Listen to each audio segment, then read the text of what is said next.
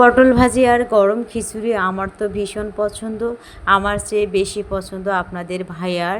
তো ও সবসময়ই বলে আমাকে খিচুড়ি করে দাও, সবজি খিচুড়ি, তার সঙ্গে আরও ভাজি।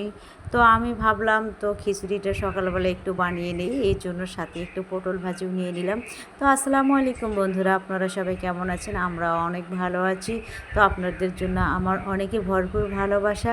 আপনারা যেহেতু আমাকে সবসময়ই সাপোর্ট করেন, আমার ভিডিওগুলোতে লাইক কমেন্ট শেয়ার করেন, আমিও খুবই খুবই খুশি আপনাদের প্রতি।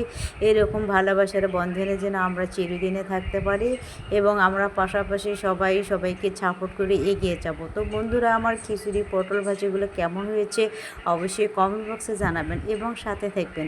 আরও নতুন নতুন ভিডিও নিয়ে আসবো আপনাদের সামনে, সেই অপেক্ষায় আমি থাকবো। আপনারা কবে বলবেন যে আপু এইটা দেখান ওইটা দেখান, আপনারা বলবেন আমাকে রান্নার সম্পর্কে, আপনারা কোন ধরনের রান্না পছন্দ করেন, আমি সে ধরনের রান্নার ভিডিও নিয়ে আপনাদের সামনে আসব।